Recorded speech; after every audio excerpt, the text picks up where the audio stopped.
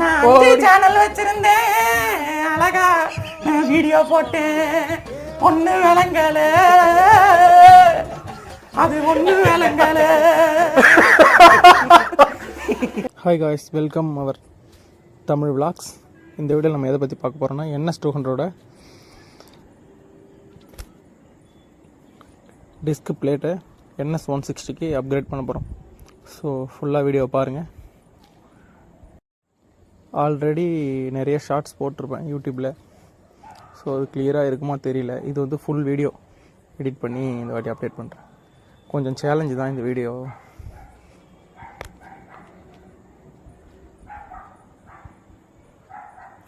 ஒரு மெக்கானிக்கிட்ட கொடுத்து அந்த டிவைஸ் ஃபஸ்ட்டு ரிமூவ் பண்ணிக்கிறேன், ஃப்ரண்ட்டு வீலை. அது கொஞ்சம் சேலஞ்சாக தான் இருந்துச்சு. என்னென்னா இந்த பழைய NS160 பிரேக் பார்த்திங்கன்னா ரொம்ப ஸ்டக் ஆகிடுச்சு. வீடியோ பார்த்தாலே உங்களுக்கே தெரியும் மெக்கானிக் எவ்வளோ கஷ்டப்பட்டது. கேட்டார் என்ன ப்ராப்ளம்னா, டிஸ்க் பிரேக் வந்து ரொம்ப பிளேட்டு மெலிசாயிடுச்சு, ஒரு 1 mm கிட்ட தேஞ்சிருச்சு. சரி, இந்த டைம் மாத்திரப்போ திரும்ப ஒரிஜினாலிட்டியே மாற்றலாம், அதே 260 mm போடலாம் தான் நினச்சேன். சரி, அப்புறம் வேணாம், 200 அப்டேட் பண்ணி கொஞ்சம் பெருசாக பிரேக்கிங் எப்படி இருக்குன்னு செக் பண்ணி பார்ப்போம் அப்படின்றதுக்காக NS200 300 mm டிஸ்கை NS160க்கு ரீப்ளேஸ் பண்ணுறோம். ஸோ இதில் என்ன ப்ராப்ளம்னா, இந்த கேலிபரும் அப்படியே செட்டாக புதுசாக மாற்றிடுவேன். கேலிபர் வந்து பழசு பார்த்திங்கன்னா சுத்தமாக ஒர்க் ஆகலை. அது பிரேக் பிடிச்சோம்னா அப்படியே ஸ்டக் ஆகி அப்படியே பிரேக் லாக் ஆகிடும். அதனால் என்ன பண்ணிட்டேன்னா கேலிபரையும் சேஞ்ச் பண்ணிட்டேன். ஸோ மெக்கானிக் வந்து இப்போ ரிமூவ் பண்ணுறாரு பார்த்தீங்களா, இதை கையால் நானே ரிமூவ் பண்ணியிருப்பேன். இருந்தாலும் கொஞ்சம் ஒர்க்கு இப்படின்னு போகிறதால எனக்கு கொஞ்சம் டைம் கிடைக்கல. அதனால் போகிற வழியில் அப்பப்போ ஒரு மெக்கானிக்கிட்ட கொடுத்து ஃபஸ்ட்டு டிஸ்க் பிளேட்டை மட்டும் மாட்டிடுவோம். சரி, கேலிபரை வந்து வீட்டில் நாமளே ஆல்ட்ரேஷன் பண்ணிக்கலாம் அப்படின்ட்டு ஒரு ஐடியாவில் இருந்தேன். ஸோ இப்போ மெக்கானிக் ரிமூவ் பண்ணுறது பார்த்துங்க.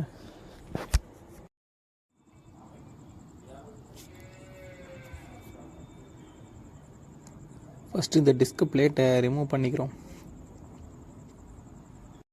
இந்த டிஸ்க் பிளேட் ரிமூவ் பண்ணுறது பார்த்திங்கன்னா 5ஆம் நம்பர் அலங்கி அது யூஸ் பண்ணிக்கலாம். 6 இயர்க்கு மேலே ஆகிடுச்சு. ஆல்மோஸ்ட் ஒரு 1,50,000 மேலே ஓடிடுச்சு. டிஸ்க் பிளேட் ஃபுல்லாக காலி. நான் கையில் எடுத்து காட்டுறேன் பாருங்கள். புது பிளேட் மெக்கானிக்கிட்ட கொடுத்தேன்.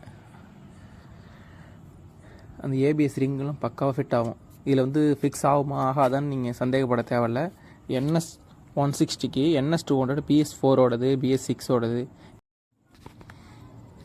எல்லா டிஸ்க் பிளேட்டும் பக்காவாக NS160க்கு சூட் ஆகும்.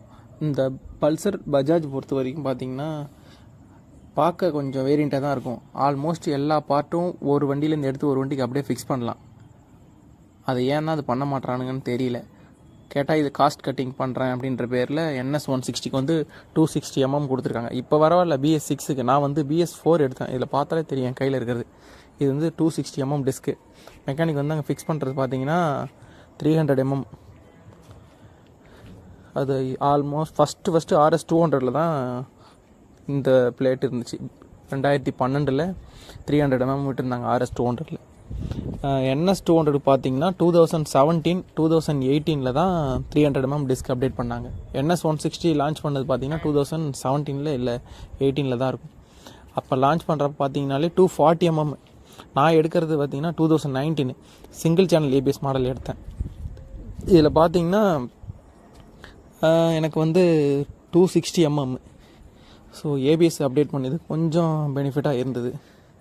இதோடைய பார்ட் நம்பர் பார்த்துக்குங்க. ஷோரூமில் போய் பர்ச்சேஸ் பண்ணாலும் இல்லை வேறு எங்கே பர்ச்சேஸ் பண்ணாலும் பார்ட் நம்பர் வச்சு பர்ச்சேஸ் பண்ணிங்கன்னா ஈஸியாக இருக்கும். நம்ம பஜாஜை பொறுத்த வரைக்கும் பார்ட் நம்பர் வந்து கூகுளில் சர்ச் பண்ணாலே நமக்கு ஈஸியாக வந்துடும். இப்போ NS200 NS160 அப்படின்னா NS160 ஃப்ரண்ட்டு டிஸ்க் பிளேட் அப்படின்னு போட்டிங்கனாலே ஸ்ட்ரெயிட்டாக 99 RPM அப்படின்றது பஜாஜோடைய அஃபிஷியல் பார்ட் சர்ச். அதில் போய்ட்டு நீங்கள் தேடிங்கன்னா எல்லா பார்ட்டும் உங்களுக்கு கிடைக்கும். இப்போது பஜாஜ் பொறுத்த வரைக்கும் நமக்கு ஜென்யூன் பார்ட்ஸ் ஈஸியாக எல்லா இடத்துலையும் அவைலபிளாக இருக்கும். அதை பற்றி நீங்கள் கவலையப்பட தேவையில்லை. ஸோ இது NS160க்கு இப்போது என்ன பண்ணுறேன்னா ஃபிக்ஸ் பண்ணிட்டார் மெக்கானிக். ஆல்மோஸ்ட் வந்து ஃபிக்ஸ் பண்ணி கொடுத்துட்டாரு. கையில். அவர் கேட்டார், எப்படிப்பா தம்பி இதை ஃபிக்ஸ் பண்ணுவேன், ஆல்ட்ரேஷன் பண்ணுவேன், அதுக்கான கேலிபர் வாங்கி வந்திருக்கியா அப்படின்னு. ஸோ கேலிபர் வாங்கி வந்திருக்கேன்னா என்னென்னா இதில் வந்து உட்காராதுன்னா நான் தனியாக வந்து நானே வீட்டுக்கு போய்ட்டு ஃபிக்ஸ் பண்ணிக்கிறேன் அப்படின்னு சொல்லிட்டேன். சரிப்பா ஃபிக்ஸ் பண்ணிவிட்டு எடுத்தான்னு சொல்லுப்பா அப்படின்னாரு. அவருமே கேட்டார், நான் இதுமாரி ஆல்ட்ரேஷன் பண்ணதில்லை அப்படின்னாரு. இல்லைனா நீங்கள் டிஸ்க் மட்டும் மாற்றி கொடுங்க, நான் வீட்டில் போயிட்டு ஃப்ரீயாக இருக்க டைமில் நான் பண்ணிக்கிறேன் அப்படின்ட்டேன். நான் என்ன பண்ணேன்னா டிஸ்க் ஒரு டைம் பிளேட்டை ஒரு டைம் மாட்டிட்டேன். ஆனால் லேட்டாக தான் கேலிபர் ஆல்ட்ரேஷன் பண்ணேன் கொஞ்சம் கொஞ்சமாக. இது எனக்கு ப்ராசஸ் முடிக்க எனக்கு வந்து ஒரு 2 வீக்ஸ் 3 வீக்ஸ் ஆச்சு. ஏன்னா நான் ஒர்க் டெய்லியும் பைக்லேயே போகிறேன், எனக்கு அதனால் எப்படியோ இருக்கும். போக போக அப்படியே பிரேக் இல்லாமல் தான் வச்சு ஓட்டிகிட்டு இருந்தேன் 2 வீக்ஸாக. கொஞ்சம் பயமாக தான் இருந்துச்சு. ஸோ இப்போ பார்த்தீங்கன்னா ஃபிக்ஸ் பண்ணிட்டேன். இந்த பிளேட் சைஸை பார்த்துங்க, ஃப்ரண்ட்டுக்கு பெருசாக டிஃப்ரென்ஸ் தெரியாது. ஆனால் ஏபிஎஸ்ஸு பிரேக்கிங்லாம் பக்காவாக ஒர்க் ஆச்சு. ஃபிக்ஸ் பண்ண பிறகும் ஃபுல் வீடியோ பாருங்கள்.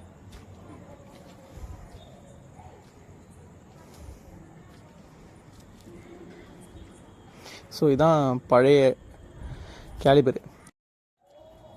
இப்போ நெக்ஸ்ட்டு என்ன பண்ணணும்னா அந்த கேலிபர் இருந்த ஹோலில் த்ரெட்டிங் போடுறேன். கேலிபர் வச்ச ஒரு ஹோல் இருக்கும், டபுள் ஹோல் இருக்கும் நம்மளுடைய ஃபோர்க்கில். அந்த ஹோலில் பார்த்தீங்கன்னா த்ரெட்டிங் பண்ணிக்கிறேன் ஃபஸ்ட்டு.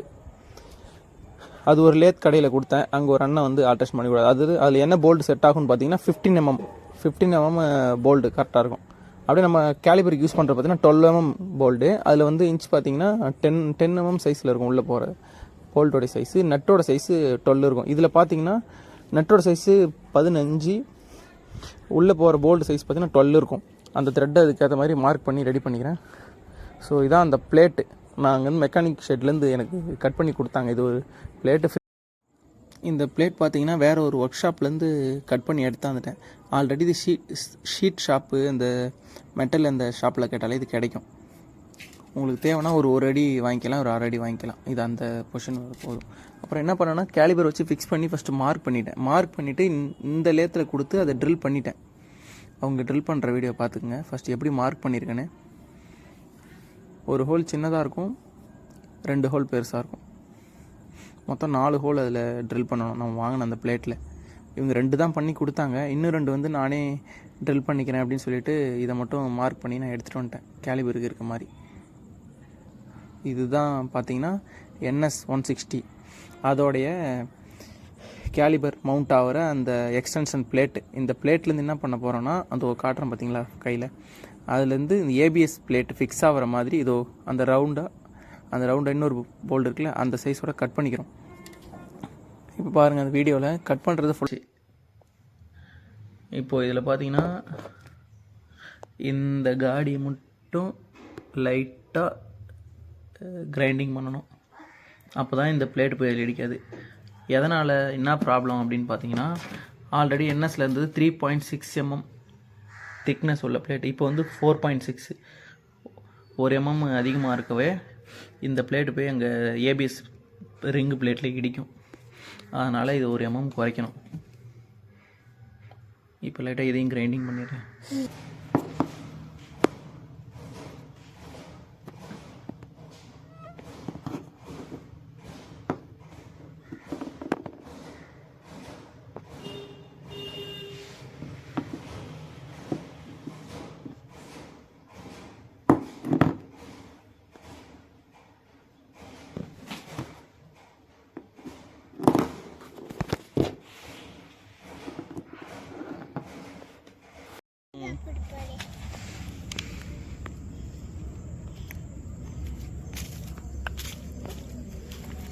என்ன பண்ணு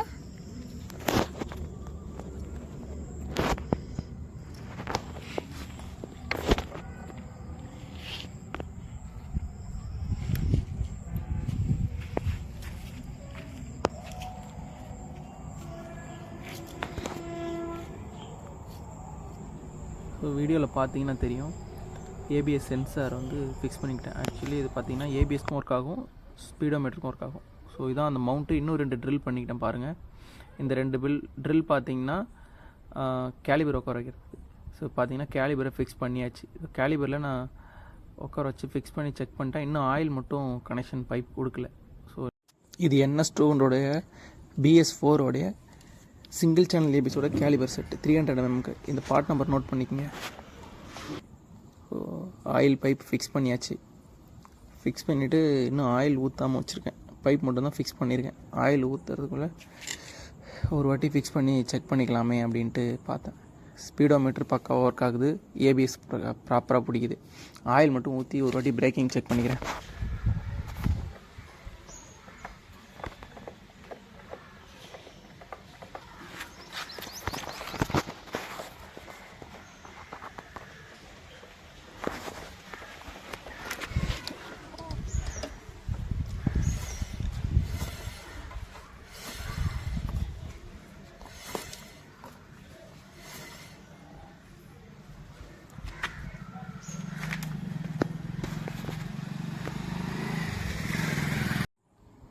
இதுதான் அந்த எக்ஸ்டென்ஷன் பிளேட்டு.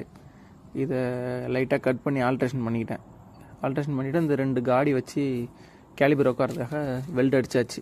வெல்ட் அடித்த பிறகு பார்த்தீங்கன்னா இந்த எக்ஸ்டென்ஷன் பிளேட்டில் எப்படி உட்கார வச்சேன்னு ஃபஸ்ட்டு உங்களுக்கு தெரியணும். அதுக்காக தான் இது தனியாக இது ஒரு வீடியோவை எடுத்தேன். ஸோ அதான் இந்த பார்ட் பார்த்தீங்கன்னா பழைய கேலிபரோடது. இந்த ஏபிஎஸ் சென்சார் வைக்கிற பார்ட் மட்டும். ரிங்கு பழசு. டெஸ்க்கு 300 mm. கேலிபர் வந்து பைப்ரேக் கேலிபர் புதுசு. இந்த பிளேட் மட்டும் நம்ம ஆல்ட்ரேஷன் பண்ணது. இது பழைய கேலிபர் இருக்கு மவுண்ட்டு. இப்போ இது புது கேலிபருக்கான மவுண்ட்டு. இது இந்த இடம். ஸோ இந்த இடத்துல ஒரு பிளேட் வச்சு வெல்ட் அடித்து பக்காவாக ஃபிக்ஸ் பண்ணியிருப்போம்.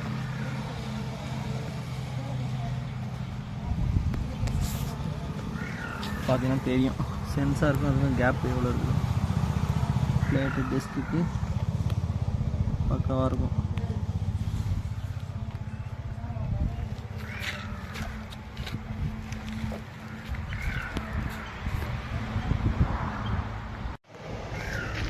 ஃபைனலி பெயிண்ட் அடித்து ஃபுல்லாக ஃபிக்ஸ் பண்ணியாச்சு. ஸோ இப்போ வீலை ரொட்டேட் பண்ணி விட்றேன். நல்லா எப்படி மூவ் ஆகுதுன்னு பாருங்கள்.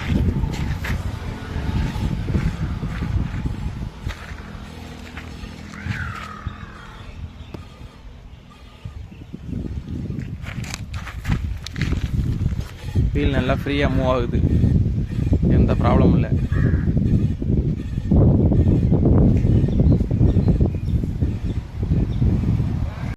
டிஸ்கிரிப்ஷனில் லிங்க் இருக்கு, இது பண்ணி பாருங்க. முட்டைய போடும் கோழிக்கு குக்கு குக்கு ஒப்பனையாரு மயிலுக்கு ஓடியா ஓடியா சப்ஸ்கிரைப் பண்ணா ஓடியா. நான்